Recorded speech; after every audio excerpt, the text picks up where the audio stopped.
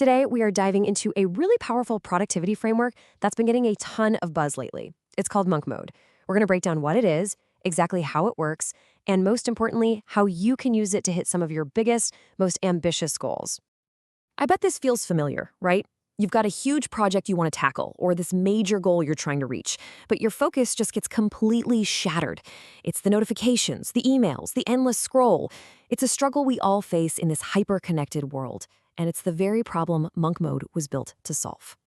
So what is it really? Well, think of Monk Mode less like becoming an actual monk forever and more like a dedicated, temporary training camp for your goals. It's a specific period of time where you intentionally cut yourself off from all the noise so you can concentrate deeply on one single important objective. It's all about purposeful, focused effort. Now, this whole thing kicks off with one absolutely critical step. And trust me, you can't skip this one. It is all about setting your mission. This right here, this is the heart of it.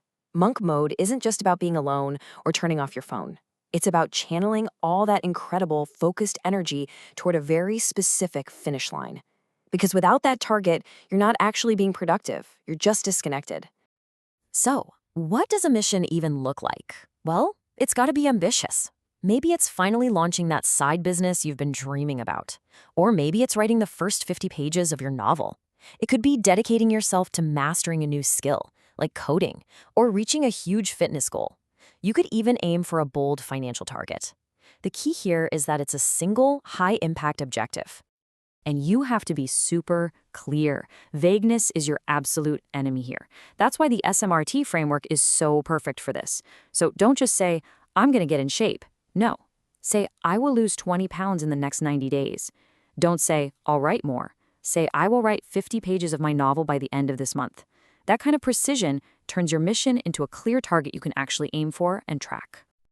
Okay, so once you have your mission locked in, the next step is to create the perfect environment for it to actually happen. This is where we go from the what to the where. It's time to build your sanctuary. You know, distractions are kind of sneaky. They attack us on two fronts, the digital and the physical. The digital side is the obvious one, right? The apps, the pings, the news feeds. But the physical front is just as dangerous for your focus.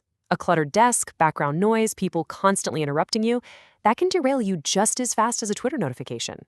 To win, you have to fight on both fronts. So how do you do it? You have to be absolutely ruthless. We're talking a full digital detox. Yeah, that means actually deleting those social media apps from your phone, not just logging out. It means using blocking software on your computer to build a wall around your focus time. And for email, set up an autoresponder. It's a great way to manage people's expectations so you don't feel that pull to check your inbox every 5 minutes. Okay, you have your mission. You've built your distraction-free sanctuary. The third piece of this puzzle is execution. This is where the rubber meets the road. It's time to master the routine. A structured day like this one is absolutely key. And look, it's not about working 18 hours straight. It's about having these strategic, time-blocked periods of intense focus, we're calling them deep work blocks, and balancing them with time for exercise, learning, and planning.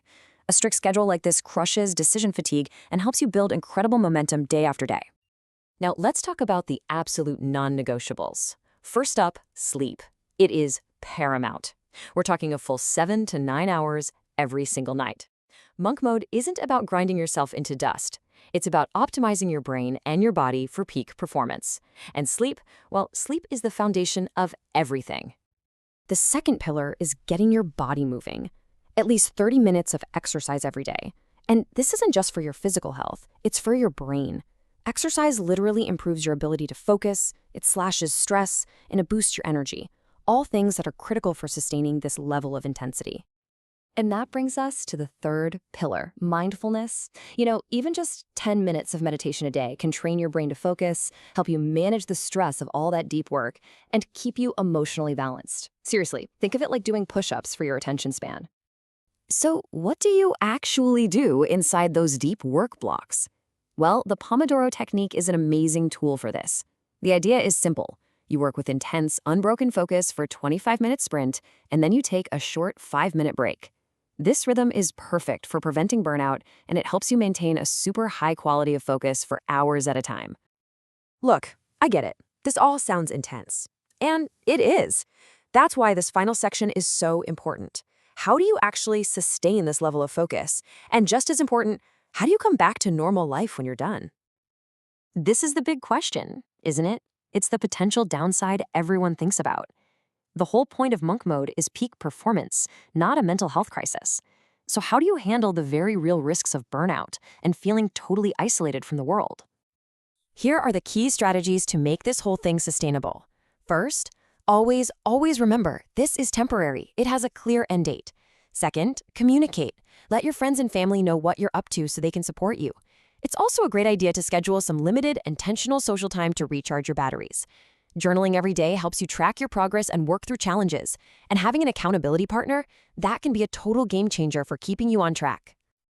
And what happens when you hit your deadline? The biggest mistake you can make is just flipping a switch and going back to your old life. No, a gradual reintegration is key. As you start to bring things back, social media, events, whatever, really evaluate their impact. The goal is to keep the powerful new habits you've built, like your morning routine or those deep work blocks, and be way more intentional about what you let back into your life. At the end of the day, monk mode is a powerful tool. It's a framework for anyone who wants to make a huge leap forward on a goal that really matters. It's about channeling your full undivided potential. And that leaves us with one last question to think about. If you could eliminate all the noise and dedicate yourself for just 1 month, what incredible thing would you build?